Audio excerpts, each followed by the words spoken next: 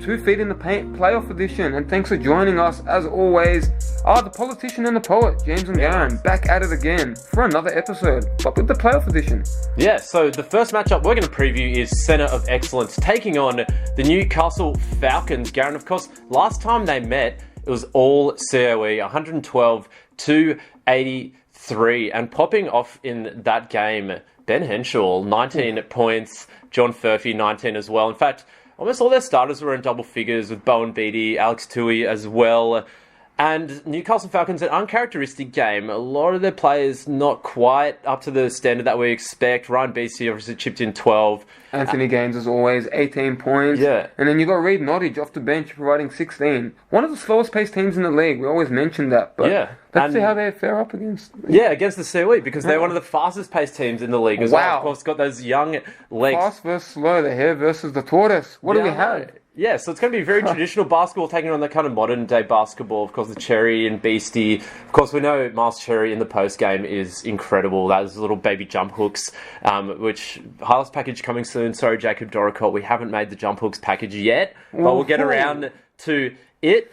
So yeah, it's going to be for COE. How can they stop those bigs? I know you've got... Yeah, and Anthony Gaines. Yeah, Anthony Gaines as well. I mean, you've got players like James O'Donnell, Bowen Beattie. Yep. They're big bodies, but Miles Cherry is just really strong as well. Yeah, shout out to Bowen Beattie, sorry. Yeah. Big shout out. One of our big followers at the page. Yeah, and on the flip side as well, for Newcastle, how are they going to stop the three-point shooting from COE? Players like Henshaw and Savage have just been shooting the lights out from three-point land. So it's going to be a very interesting matchup. But Garen, here we have our big one-on-one matchup. Ryan Beastie, Alex Tui. Yeah, that's solid, actually. That's a very good matchup. Alex Tui, congrats on recently signing with the Kings also. Nice. Man, what can't Alex Tui do from stretch the floor to drive in, to use that post footwork? He's got the height, he's got the right tools for it.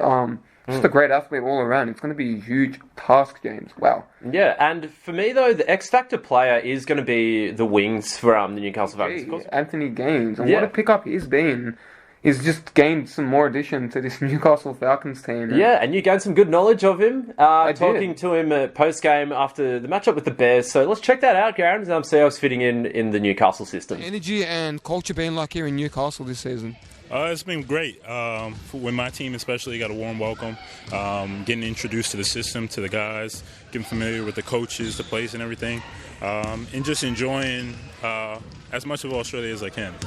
Being able to get out and see things away from the game as well. Yeah, honestly, Australia has a beautiful scenic place to offer. One of the slow-paced teams in the league, and that's really paying off for you guys. Really running your offense to your style, to your brand of basketball. Especially for someone like you, as a three-level scorer, can really hit the three, can drive in, showcasing your athleticism. What's your biggest thing in your game moving forward? Just learning to be where I can be more aggressive and where I can attack within the offense. That's something my coaches have been harping on about.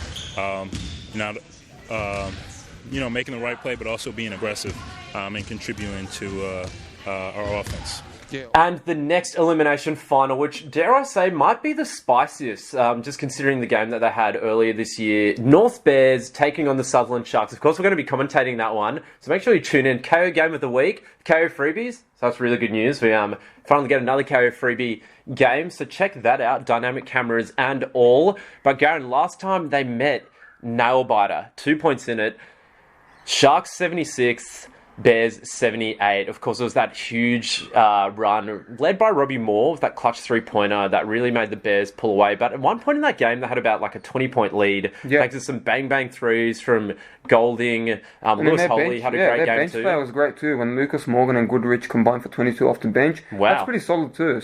And 9 rebounds for Tassie Goodrich. So, yeah, last time they played, it was a bit of bench effort. It was a bit of starters effort. And then Robbie Moore coming in clutch also. So... Yeah, and meanwhile for the Sutherland Sharks, they did have a slow start, but Lockie Hutchinson just doing what he does as usual, 20 points in that game. Geordie Mitchell as well, 16. He's really come along as the season's progressed, Geordie Mitchell. He's really turned into an all-star kind of player, if he wasn't already. But Adrian Canberra as well in that last game, 17 points, and I think he's going to be a huge X factor. I think, to be frank, I think Adrian Canberra is really underrated in this league. Yep. He's an elite defender, great shooter, great slasher, and just has that ticker as well, Garen, those like intangibles, where he's a really energetic player. So I'm keeping an eye out for Adrian Canberra. he could be matching up Facts, on yeah. Junior Maduit, who didn't play in that last game. Robbie Moore, someone to look out for. He's been a bit hot and cold recently with his jump shot. Look to see him get his legs back in him, his confidence back in him with his jump shot. Boy, can he light it up, and that jump shot is going. Looks to drive in off that hard rip through, just really aggressive off the catch. And has been a great scoring presence with Brendan Reimer out for the rest of the season. So Robbie Moore, yeah, definitely one of those X-Factor players. How can you take him off that three-point line and that free throw line? So yeah, and another key matchup, I think we've got this one highlighted, is going to be Lewis Holy taking on Markel Beasley, two ultra-athletic forwards. Bit of undersized for their position, but they definitely make up for it with their strength. Lewis Holy has had an incredible season, leading the country in rebounds per game. That ain't easy. There's a lot of competition. That's the across all rebounding divisions. feats, just everywhere, stealing rebounds from your teammates, your oppositions, everywhere. He just loves rebounds. He's a rebound magnet. And stealing hearts as well. I mean, someone give Lewis Holy a modelling contract if he doesn't have it already. And Markel Beasley has just been dunking everything. Very dynamic forward for the Sutherland Sharks. Been a great signing and can really pop off. We saw him play against Hornsby, I think it was. Yeah, and he was dented a just few rings. unstoppable, yeah. Wow. Pops, like you would not believe. Yeah, and you're talking a little earlier about Robbie Moore being an X-Factor player. We actually caught up with Angus Burke after their last game against Sutherland. So, we'll head to that interview now. And this is Angus Burke talking about the contribution of Robbie Moore and that matchup. Can you tell us a bit about how much Robbie Moore stepped up for this team? Clutch baskets in both games. Robbie, after every practice, he's shooting threes from those spots, so we're not surprised. And when Junior, Brennan go down, we just, he's ready to go. So it's no surprise to us. It's awesome that he's doing it out here. Yeah.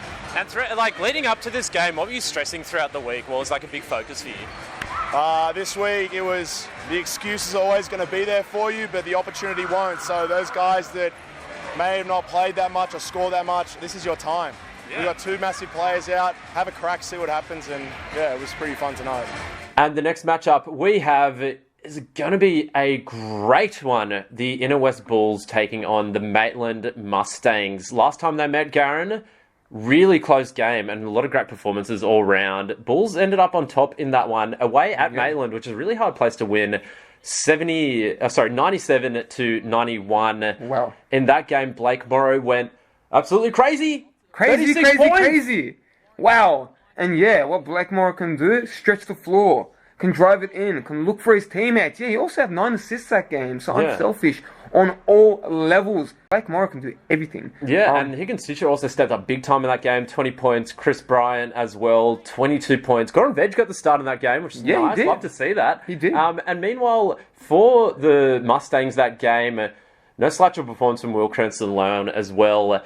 23 points, James Hunter doing what he does, 19 points, 7 rebounds, 2 assists as well, good passing big. But we're talking about Blake Morrow. Garen, who do you think's going to have to match up on Blake Morrow to try to stop him? I've got Kevin Warren here, what do you reckon?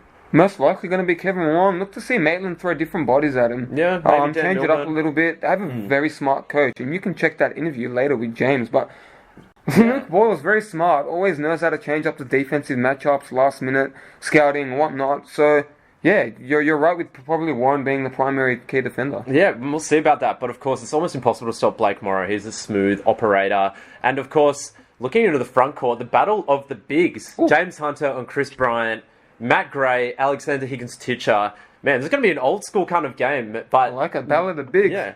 A potential MVP candidate. We've had big raps on this player for a long time. If I've had a big raps on Maitland Mustangs, I think back when they were hovering around the 7th, 8th, 9th position, we were saying that Maitland Mustangs is still a championship dark horse. Of course, they made the grand final last year, but leading the way this year with Terrell Turner gone has been Will Cranston-Lone. Yep. And my God, Garen, he can score like there is no tomorrow. The mid-range, the 3, got ice in his veins, just hit so many clutch shots this year, and also sets his teammates up as well. A real full package. So he's got to be in the team of the year. The coach Luke Boyle has such high praise on William Cranston. Now go check it out, as James had the interview earlier this season. Boyle from the Maitland Mustangs, NBL1 men's team. Luke, what a clutch game there. Will Cranston-Lone coming up with a clutch shot there. Tell us a bit about Will Cranston. I mean, how's he stepped up this year with players like Terrell Turner moving on? Yeah, look, he's having to take a bit more of a leadership role in the team, and I think he's getting better and better at that every week. He's shooting such a high clip for us as a point guard. He's up around the 50s to 60s mark each week. He's a good decision maker. Our thing is for Will is we're actually trying to get him to take more shots and be more involved in the offence, because we'd like to see him at 15 plus attempts a game. And look, he's doing a good job, and he needs to start to find some of those attempts himself. But not just being a good shooter, but he's a great defender as well. So he's doing a good job. And then on the other side, Garen, Chris Bryant, arguably being the import of the year and giving us definitely the highlights of the year. He's always in the top 10 plays, but I think that could almost undersell how good he's been, because he's scoring, his defense, his hustle, and also the mentality he brings to this Inner West Bulls team just really complements DK's style well. So you caught up with him a little earlier this season. Let's check it out. What do you like so far from this team this season? What I like so far from this team is that we just play together. We stay together as one. We're all one family. There's no one person hiding the team. Me, Blake, Tish, Tony, Nico stepped up big today. Like, everybody contributes on this team, at a good effort. So be able to just play as one and just stay even kill, really. And the final matchup we are going to be previewing today for the Elimination Finals, Canberra versus Hills. They didn't play that long ago, actually, Garen. I think it was only a few weeks ago.